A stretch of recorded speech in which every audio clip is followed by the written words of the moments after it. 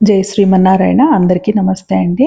అమావాస్య తర్వాత పూజ గదిని శుభ్రం చేసుకుంటాను కదా! అంటే పూజ గదిని అనంటే పూజా పీఠాన్ని శుభ్రం చేసుకుంటాను. దేవతామూర్తులన్నీ కూడా శుభ్రం చేసుకొని వస్త్రాలంకరణ చేసుకుంటాం కదా! వస్త్రాలు మార్చుకొని. అయితే నాకేమవుతుందంటే ఒకరోజు అంతా గూడా సరిపోతుంది. అంటే అసలు నా దగ్గరున్న దేవతామూర్తులందరికీ కూడా తిరుమంజన సేవ చేసుకొని, శుభ్రం చేసుకున్న తర్వాత శుభ్రంగా తుడుచుకొని, బొట్లు పెట్టుకొని, వస్త్రాలంకరణ చేసుకోవాలి అంటే కంటిన్యూగా చేసుకుంటే నేను ఈ పనంతా కూడా ఒక 2 అవర్స్‌లో నాకు కంప్లీట్ అయిపోతది. ఇట్లా తీసుకున్న దగ్గర నుండి మళ్ళీ తీసుకొచ్చి యథాస్థానంలో పెట్టే వరకు కూడా.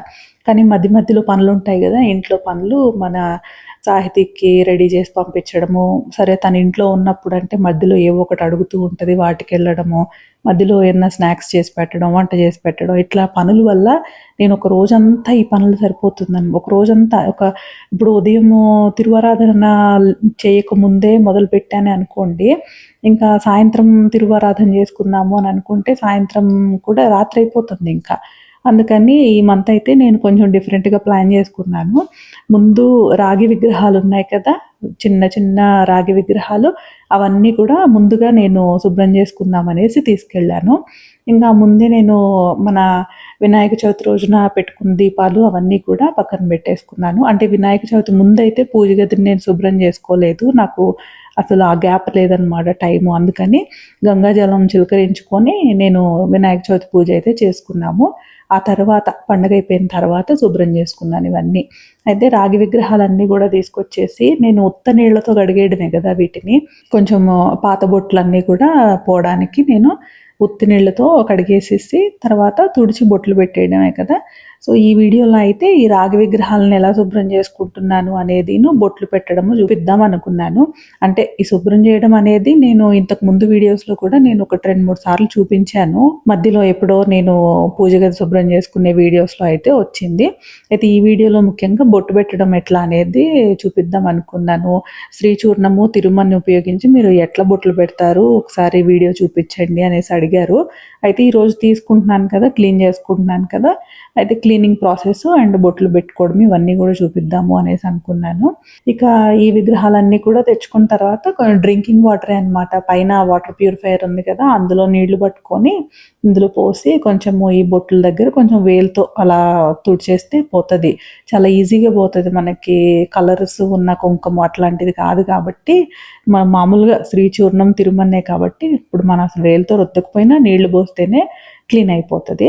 ముందు రోజు పూజకి వాడుకున్న దీపపు ప్రమిదలు అవి గూడా నేను కడిగేసుకున్నాను. కొంచెము చింతపండుతోటి. కామాక్షి దీపం గూడా ముందుదే ఇంక మార్చలేదు ఆ రోజు కాబట్టి తీశాను అది కూడా. నేను క్లీన్ చేసి పెట్టుకుందామనేసి.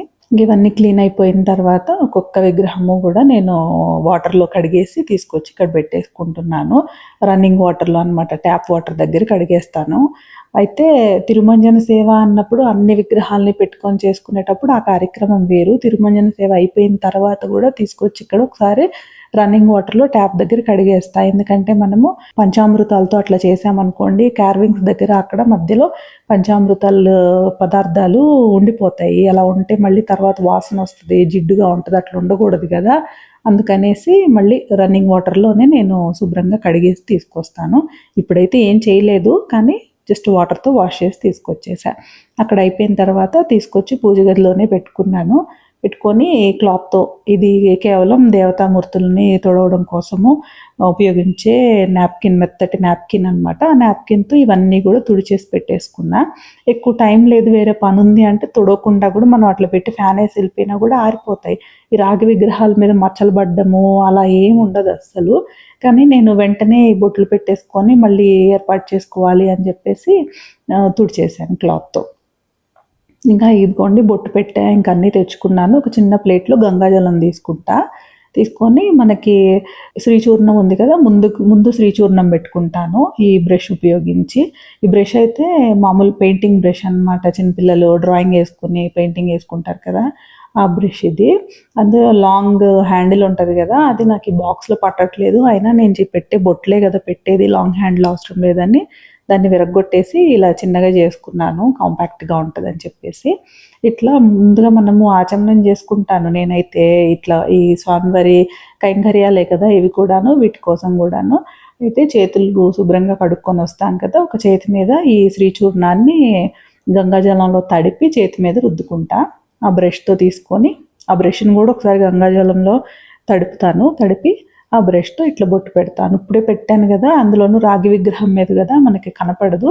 కొంచెం సేపు అయ్యాక ఆరిపోతే అలా అప్పుడు బ్రైట్గా కనిపిస్తుంది. అది కూడా చూపిస్తాను నేను. ముందుగా గోదాదేవికి పెట్టుకున్నాను. ముందుగా అన్ని దేవతామూర్తులకి కూడా శ్రీచూర్ణంతో ఒద్దుపుండ్రం శ్రీచూర్ణంతో పెట్టుకుంటున్నాను. అయిపోయిన తర్వాత తిరుమణతో పెట్టడం కూడా చూపిస్తాను. కొన్ని దేవతామూర్తులది అయితే నేను స్లో మోషన్లో చూపిస్తున్నాను, తర్వాత ఫాస్ట్ ఫార్వర్డ్ చేసేస్తాను. అంటే చాలా ఉన్నాయి కదా, అన్నిటికీ కూడా నేను ఇట్లా పెట్టుకుంటూ వెళ్ళేది చూడాలంటే వీడియో లాంగ్ అయిపోతుంది, మీకు కూడా కొంచెం బోర్ అనిపిస్తుంది చూడడానికి. అయితే ఈ శ్రీచూర్ణము మనకి చేతి మీద కాస్త ఆరిపోతుంది, అప్పుడు కొంచెం తడి చేసుకొని మళ్ళీ రుద్దుకోవాలి. ఇంతకుముందు నేను స్వామివారికి పెట్టేవి కొంచెం పొడుగ్గా ఉండేది కదా శ్రీచూర్ణము తిరుమన్న పీసెస్. అయితే అవి నేను తిరుపతి వెళ్ళినప్పుడు అక్కడ మర్చిపోయాను, నావి నేను పెట్టుకునేవి. అందుకని స్వామివారికి ఉండే వాటిల్లోనే రెండింటిని చిన్న చిన్న ముక్కలు చేసి నేను విడిగా తీసుకెళ్ళాను. అందుకే ఇక్కడ చిన్న ముక్కలు ఉండిపోయాయి.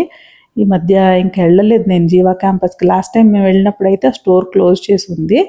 నెక్స్ట్ టైం వెళ్ళినప్పుడైనా కూడా తెచ్చుకోవాలి, కొంచెం ఎక్కువ తెచ్చుకోవాలి. మంత్లీ వన్స్ కానీ 2 months వన్స్ కానీ వెళ్తూ ఉంటాం కాబట్టి కొంచెం ప్రాబ్లం లేదు, కాస్త దగ్గరలో ఉన్నాము, వెళ్ళే ఫెసిలిటీ ఉంది, వెళ్తూ ఉంటాం కాబట్టి తెచ్చుకోవచ్చు ఇవన్నీను. అయితే ఆన్లైన్లో ఎక్కడ దొరుకుతుంది అనేసి అడుగుతున్నారు. అమెజాన్లో అయితే ఉన్నాయి, ఒరిజినల్ ఏంటనేది నాకు తెలీదు. మళ్ళీ ఇంకొక వ్యూవర్ అయితే అడిగారు అనమాట, కమెంట్ చేసి దీన్ని బేస్ మెటీరియల్ ఏంటి, దేంతో చేస్తారు అని చెప్పేసి. అది కూడా నాకు ఐడియా లేదు. నేను ఈసారి ఎవరైనా అర్చక స్వామిని కనుక్కొని ఇంకొక వీడియోలో అయితే చెప్తాను దేంతో చేస్తారు అని చెప్పేసి. భూవరాహ స్వామి, అసలు ఈ స్వామివారు అయితే అటే తిరిగి ఉంటారు, అమ్మవారి వైపుకు చూస్తూ ఉంటారు. ఆయనకు బొట్టు పెట్టడం అయితే కొంచెం కష్టంగానే ఉంటుంది, అటు తిప్పి పెట్టాలి కదా బొట్టు. కష్టం అంటే అదే కొంచెం కన్ఫ్యూజింగ్గా అనిపించిద్ది అనమాట పెట్టడము. ఈ బొట్లు పెట్టేటప్పుడు మనము మాట్లాడకుండా సైలెంట్గా ఉండి పెట్టుకుంటూ ఉండడం మంచిది. లేదంటే మనసులో భగవన్నామ స్మరణ చేసుకుంటూ పెట్టుకోవాలి. అంతేగాని పక్కన ఎవరన్నా ఉంటే వాళ్ళతో మాట్లాడుకుంటూ అట్లా పెట్టడం అనేది మంచిది కాదు అని అంటారు. ఎందుకు అని అంటే, ఇప్పుడు మనం మాట్లాడేటప్పుడు ఎంతో మైన్యూట్ నోటి తుంపర్లైనా కూడా బయటకు వస్తాయి కదా, అందుకని చెప్పేసి అనమాట. అంతకంటే ఏం లేదు. అది ఇంకా మామూలుగా ఇప్పుడు భగవన్నామ స్మరణ మనసులో చేసుకుంటూ పెట్టుకుంటూ లేదు అంటే, ఏదైనా వీడియోనో లేదా ఆడియోనో పెట్టుకొని ఇప్పుడు స్వామివారి కీర్తనలు కానీ స్తోత్రాలు కానీ, లేదంటే ఏదన్నా మన జిఆర్ స్వామివారివో లేకపోతే సామవేదం గారు చాగంటి గారి ప్రవచనాలు లాంటివి వింటూ కూడా పెట్టుకున్నామంటే మనకి అదొక డివైన్ ఫీల్ ఉంటుంది. ఫీల్ కోసం కాకపోయినా కూడా అది చాలా పాజిటివిటీ ఇస్తుంది అనమాట. మనం అట్లా టైం స్పెండ్ చేస్తే ఏది దేవతా కార్యక్రమాలు చేసుకుంటూ స్వామికి కైంకర్యం చేసినట్టే కదా, ఇది కూడా పూజ కిందకే వస్తుంది. ఇప్పుడు పొద్దున్న తిరువారాధన మానేసి నేను నిర్మాల్యం తొలగించేసి అక్కడ నేను నా గురు పరంపరాది ఇదంతా కూడా పూర్తి చేసుకున్నాను. దీపం కొండెక్కిన తర్వాత నేను అది కూడా కొద్దిగా నూనె పోసి దీపం పెట్టేశాను, అంతే, తిరువారాధన చేయలేదు. అయితే దీపం కొండెక్కిన తర్వాత ఇంకా తీసుకొచ్చి శుభ్రం చేసుకునే పనులన్నీ చేసుకుంటూ ఉన్నాను. ఈ దీపం కొండెక్కే మధ్యలో మా సాయితీని స్కూల్కి పంపించేయడం అంతా అయిపోయింది. ఆ తర్వాత నేను స్నానం చేసుకొని, అంటే తనకు స్నానం చేయిస్తాను కదా, అందుకని నేను మళ్ళీ స్నానం చేసుకొని వస్తున్నాను ఇక్కడికి చేసుకోవడానికి.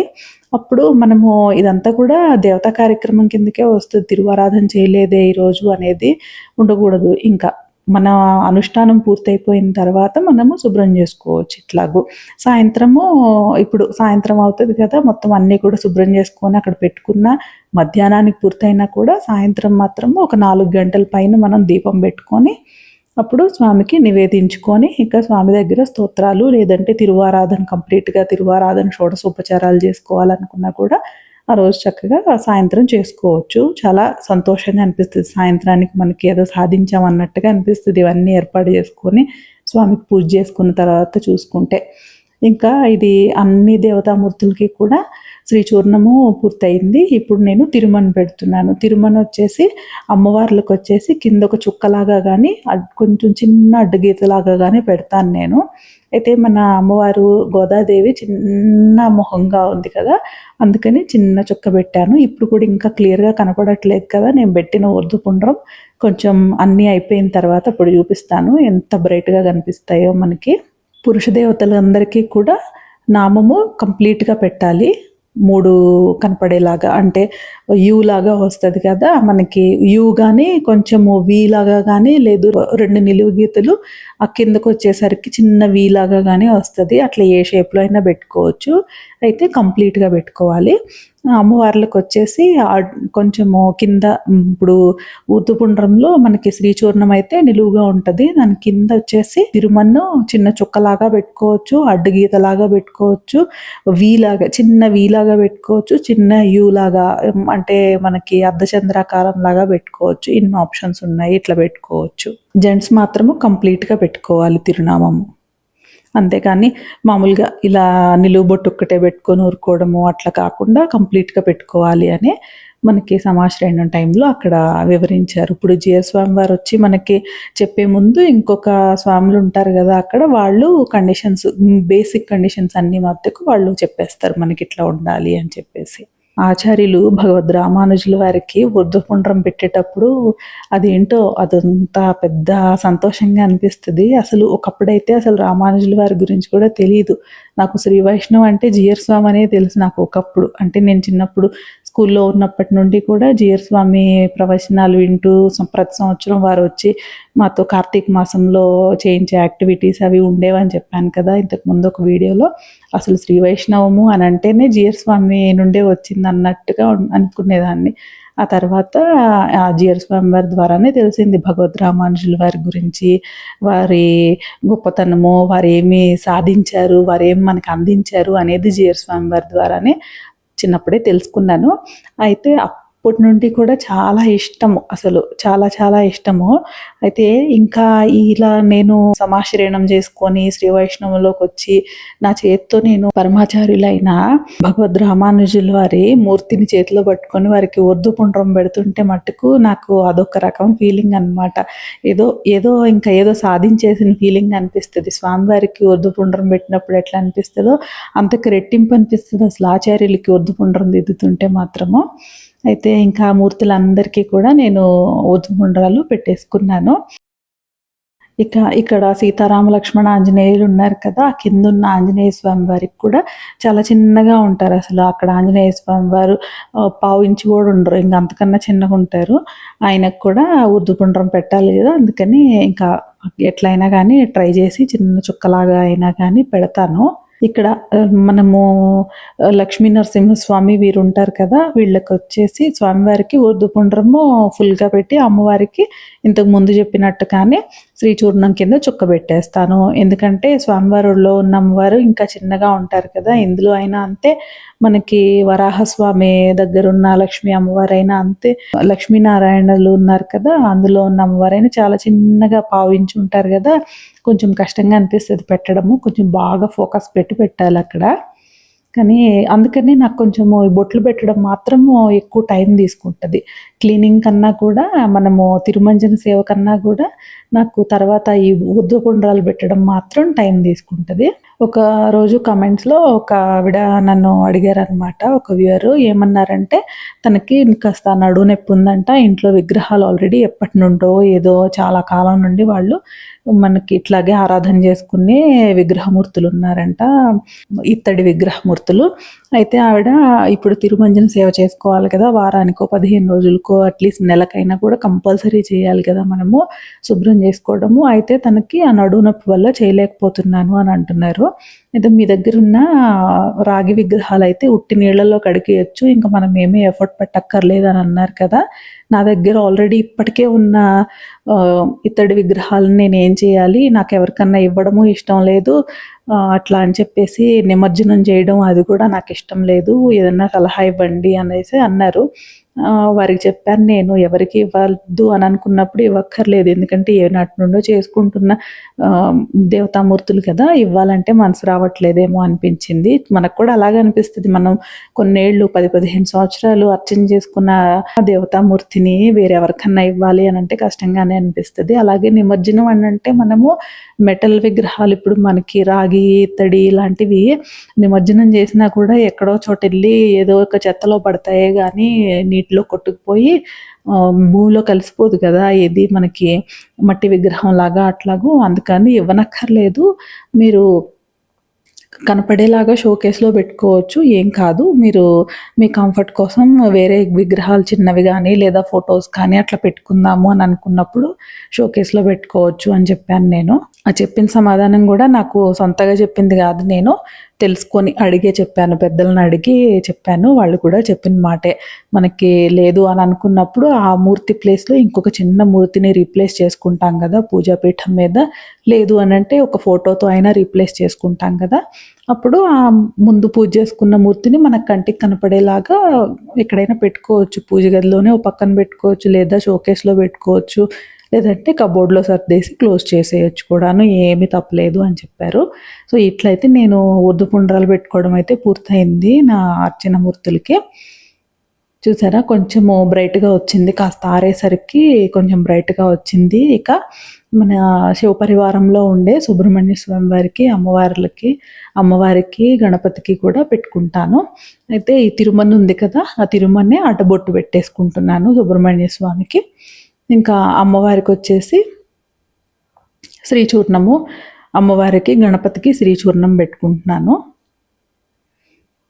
మళ్ళీ ఇది మనకి వైష్ణవ పీఠం మీద ఉండే స్వాములకు పెట్టే శ్రీచూర్ణము, తిరుమన్ కదా! మరి అమ్మవారికి, గణపతికి, సుబ్రహ్మణ్య స్వామికి ఎట్లా పెట్టడము అని అనుకుంటారేమో. ఏం కాదు. ఎందుకంటే నేను రుద్రస్వరూపాన్ని పరివార దేవతగా నేను ఆచార్యుల అనుమతితో నా పూజాపీఠం మీద ఉంచుకున్నాను కాబట్టి వీళ్ళకి కూడా నేను శ్రీచూర్ణము, తిరుమన్‌తోనే నేను అలంకరిస్తాను. కానీ ఊర్ధ్వపుండ్రాలు కాకుండా ఆయా దేవతామూర్తులు ఎట్లాంటి బొట్టయితే వాళ్ళు పెడతారో రౌండ్ బొట్టు కానీ అడ్డబొట్టు ఎట్లా పెడతారో అట్లాంటిదే పెట్టుకుంటాను. వైష్ణవపీఠం మీద ఉన్నారు కదా అని చెప్పి సుబ్రహ్మణ్య స్వామికి, పరమశివుల వారికి, అమ్మవారికి అంటే అన్నపూర్ణమ్మకి వీళ్ళకి ఊర్ధ్వపుండ్రం పెట్టాం కదా మనము. మామూలుగా చిన్న బొట్టు రౌండ్ బొట్టు లాగా పెట్టేసుకుంటాను. శివపరివారం, రుద్ర పరివారం అనేది నాకు మనకి వైష్ణవ పూజాపీఠంలోనే పరివార దేవతల్లోనే ఉంది. అది నేను చాలా సార్లు మెన్షన్ చేశాను కదా! కొత్తగా చూసే వాళ్ళకి కొంచెము ఏంటి అని అనిపించవచ్చు. ఎందుకంటే శివపరివారాన్ని పెట్టారు శ్రీ వైష్ణవులు అని చెప్పేసి అని. మొదటి నుండి శ్రీ వైష్ణవంలో లేను కదా! అప్పుడు మా ఫ్యామిలీ మొత్తం కూడా మేము మా వారు అయ్యప్ప మాల వేసుకుంటారు. ఇట్లా అంతా ఉండేది. అయితే ఇప్పుడు డెసిషన్ తీసుకున్నారు. ఇంక వారు కూడా నన్ను చూస్తున్నారు కదా! రోజు నేను చేసుకునే తిరువారాధన, నేను చదువుకునే విష్ణు సహస్రనామం, నేను చేసుకునే తులసి పూజ ఇంక ఆయనకు తెలియకుండానే నా దారిలోకి వచ్చేస్తా ఉన్నారు. నేను బాగా అబ్జర్వ్ చేస్తున్నాను. పైకి ఏం అనట్లేదు. నేను క్వైట్‌గా ఉన్నాను చూద్దామని చెప్పేసి. వారికి తెలియకుండానే అసలు చూస్తూ ఉన్నారు కదా నన్ను చూసి తెలియకుండానే ఇంకా ఇదే మైండ్‌లో ఉండిపోయింది అన్నట్టుగా వచ్చేస్తున్నారనమాట. అంటే ఆయన చిన్నప్పటి నుంచి పుట్టి పెరిగింది అంతా కూడా తిరుపతి. మా మావయ్య గారు వర్క్ చేసింది కూడా తిరుపతి టీటీడీలో రిటైర్డ్ ఎంప్లాయీ అని చెప్పాను కదా! ఇంతకుముందు మనకి వ్యూహలక్ష్మి అచ్చు ఎట్లా వచ్చింది మీకు అని చాలామంది అడిగారు. ఇప్పటికీ అడుగుతూనే ఉంటారు ఎట్లా వచ్చింది మీకు అని చెప్పేసి. మా మావయ్య గారు టీటీడీలో రిటైర్డ్ ఎంప్లాయీ. ఆయన రిటైర్ అయిపోయి కూడా 10 ఇయర్స్ అయింది.